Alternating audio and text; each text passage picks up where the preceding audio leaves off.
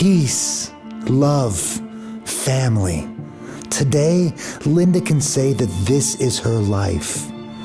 But her past was riddled with abuse, frustration, and depression. And I knew something was wrong in our life. It was very sad. Living in poverty, went to santeros. That wasn't good. It was hard. I thought my life was going to be better. It wasn't. It wasn't.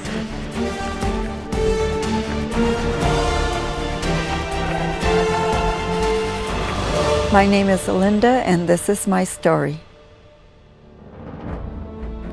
My life before I came to church was a life that was very sad.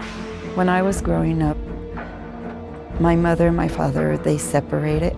My mother left us with my grandmother. Not having our father and mother, it was very hard. We had to really survive because my grandmother was old. My father's from Mexico. And my mother always says, you don't want to marry a man from Mexico. My mother was an alcoholic, and she would always say things about our father. I always had a thorn in my heart, not knowing where my father was, to know the truth. Linda grew up with a void in her heart. Without a father to look up to, and having a mother lost in alcohol and resentment, Linda had no positive role models. The more my mother told my sister and I, never marry a man from Mexico, never marry a man from Mexico. What's the first thing we do when we get older? We run off with a man from Mexico. So when I met my husband, it was like I took off to Mexico, and I thought my life was going to be better. It wasn't. Because when I met my mother-in-law, the first words out of her mouth was, "You'll never be happy." Because my mother-in-law was very, very mean. I mean, she oftentimes offered me money to leave my husband. You know, how much money you want? And I told her, hey, look, you know, I'm not here for money. I'm here because this is my husband. And my father-in-law, he was gold. Very humble man, very nice. So while my father-in-law was alive, I stayed in Mexico with my husband because they owned a ranch. So my husband had to help with the ranch because his father was getting old. But after his father died, that's when I told my husband, you know what? There's no life for me. I can't have family here. The curse of the word saying you're never going to be happy, it was true. Because my husband and I worked. We worked. And we struggled. And once I had my daughter, the struggle was even worse because my husband drank. But that's when he was drinking more. It did take him away from his family. He was robbed of time being around his son and daughter when they were younger. Having to deal with her husband's alcohol problems was a pain all too familiar. Linda was fed up and had no clear solution to her situation. Matters began to escalate. My grandmother taught us a lot of values when we were growing up. Now that we're older and we look back at the house we were raised, it's like, how did all of us fit in that little house? But we all managed to survive. We lived in poverty. Very humble, and she instilled a lot of values in us. I remember the last words that my grandmother told us. Always take care of your mother. I made peace with my mother when she was ill. My mother was an alcoholic. The doctor said she was dying if she didn't stop drinking. So when my mother was getting sick, I just told my husband, you know what, we got to take care of her. So we took care of her. So we went to live with my mother. I cared for my mother. I helped her all the way to the end. But when she died, I felt peace because at least I knew that the hurt that I had of my mother, that at least, you know, she got to know me better. I got to know her. I cared for her. Well, my husband stopped drinking when his mother died. And that's when he was being more of a father, more attentive, being more around the family. But when his mother died, that's when my daughter started getting sick. And she was already in her 20s. And she stopped going to school. She had a baby, and he was only not even a year old. Her muscles were deteriorating. She was going to doctors. At first, they didn't know. She was bedridden. Where actually I had to feed her. We had to bathe her. We had to help her take care of her son.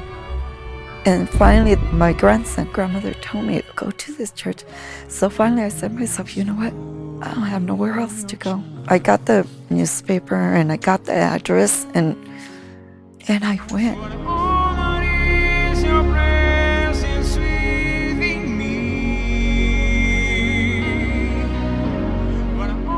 When I went to the church, I talked to the pastor. He started talking to me and he told me, he goes, you know what? He goes, you need to bring your daughter.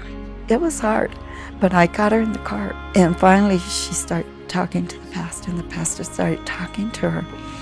And he told her, he goes, you are very ill, but we're gonna save you. We're gonna have to pray a lot for you, but you will be saved. And I was like, God, you know, help me, help me. And finally, one day we heard my daughter laugh. My husband and I looked at each other and we're like, did you hear that? And I walked into the room and she was all happy and her son was there in her bed right by her and she was laughing with them. And I told my husband, she's getting better. So all of a sudden we started seeing a change and I started taking her to the church and now she's blessed. She's now healthy. She's able to take care of her own son.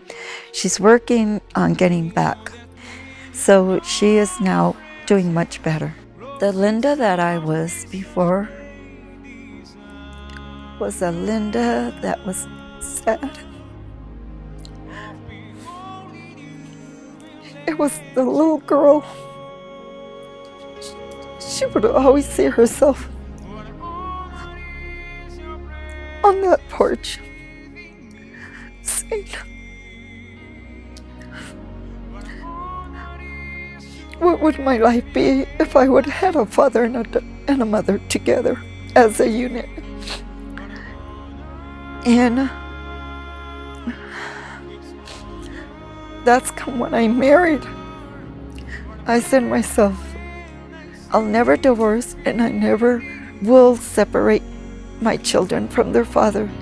And I will fight till the end to make sure that my kids have a father and a mother. But the Linda now is a Linda that believes in God and believes in what God has for us. And I have learned over the years that not to worry for tomorrow, because I used to worry about what's going to happen tomorrow, what's going to happen next month. I used to always worry, and now it's like, I don't worry. Coming to Universal Church, I've learned a lot because really the pastors are teachers. They're instruments of God. The first day I walked into that church, it seems like everything that I had on my shoulder, the stress, the anxiety of not knowing tomorrow. It's like now if there's a problem, it's like, okay. And I just say, God, I put it all in your hands. I believe and I trust in you. I felt like somebody came and wrapped their arms around me and told me, you finally found your house. This is where I'm at. You will be fine. And my life has changed. My family's life has changed. My husband has changed. And there's no price that we could pay for my daughter of her recovery, my family recovery. There's no price. I'm very happy. I'm very happy. This is a story of the pursuit of happiness. With the help of the intelligent faith, Linda was able to achieve not only unity in her family, but true fulfillment. She was able to let go of the past and now leads a life focused on a bright future ahead.